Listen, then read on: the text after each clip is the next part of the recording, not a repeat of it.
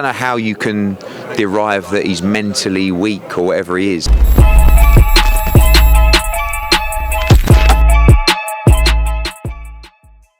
This is Jonathan Agger, 5th Pro Boxing Fans, joined by Eddie Hearn. We've just concluded the weigh-in for Bam Rodriguez against Sonny Edwards tomorrow night. You don't want to miss it, live on DAZN. Eddie, first of all, what took so long, the main event weigh-in? Well, Bam didn't turn up. I mean, don't forget, we've already weighed in, so it's not like anyone was trying to make weight, but Bam was like half an hour late, and Sonny just went, sod this, I'm off. So he left. And then Bam arrived, and Sonny said, I'm not coming back to the arena until you send me a picture of Bam there. So then they sent him a picture. Then he had to come back from the hotel. I mean, it was like, these two, like, let's just get him in the ring tomorrow night. Mind games are almost over. The big fight tomorrow night. Yeah, got a little bit. Just afterwards, it wouldn't have been a Sonny Edwards week this week without something happening. He made another reference to, Bam's weight and stuff like that, and dropped the mic. What impact does this have on Bam Rodriguez? He's never had an opponent talking like this. Listen, it could affect him. Could make him be better, be sharper, be more determined.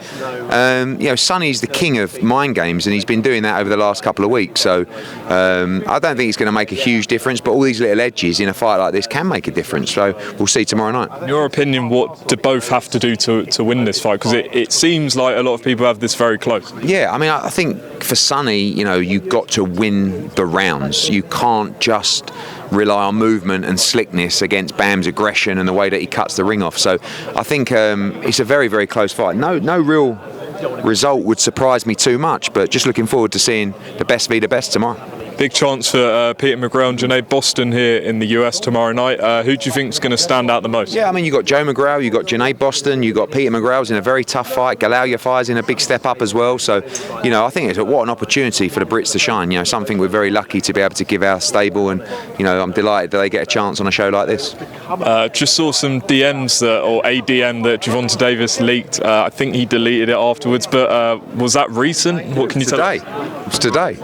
I mean, he didn't post the whole conversation, but he definitely posted the bit where I said, let's talk. I want to try and talk about a Devin Haney fight. I've already got some huge offers to make on that fight. I spoke to Bill Haney, reached out to him, to Gervonta Davis, and said, let's talk. And he said no. So I guess he's not interested in a Devin Haney fight for a lot of money. What can you do? So in a situation like that, is he promotionally free for you to talk? He's got his own promotional company.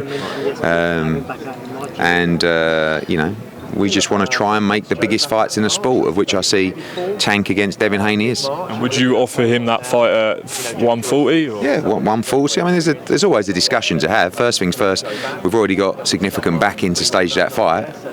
We'd like to try and deliver it for boxing, but clearly not right now. Boots Ennis, obviously, you're in talks with him.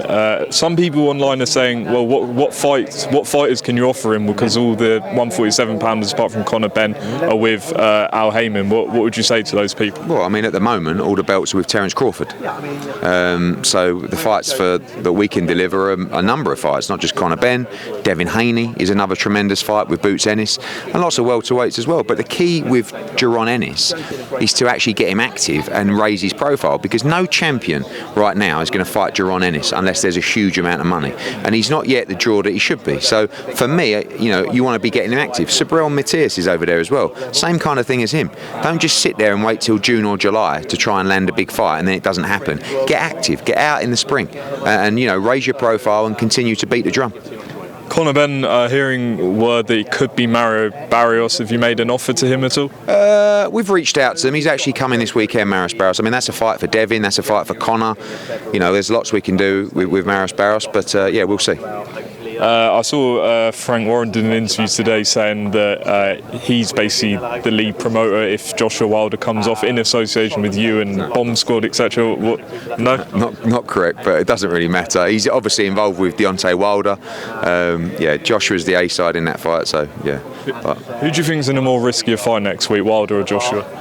Joshua, definitely. I think that it's a tricky fight against Otto Wallin.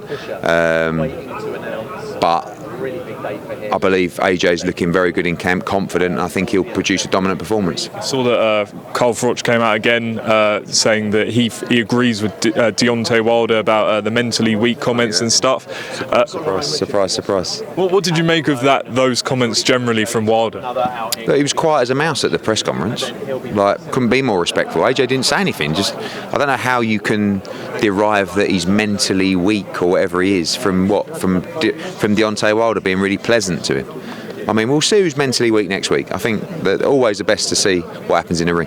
Next week, a lot of people are anticipating a potential face-off between you and Frank Warren. Is that going to happen, or no. Is it going to be Frank Warren and Frank Smith or something? I don't know. No, listen, we've enjoyed the build-up so far, and many more nights to come, hopefully. And just finally, I saw some back and forth between Alycia Baumgardner and Claressa Shields. Is that a fight you'd look to make at all?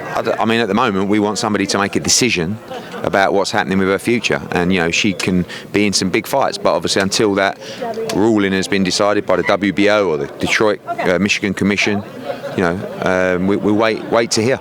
I appreciate the time as always.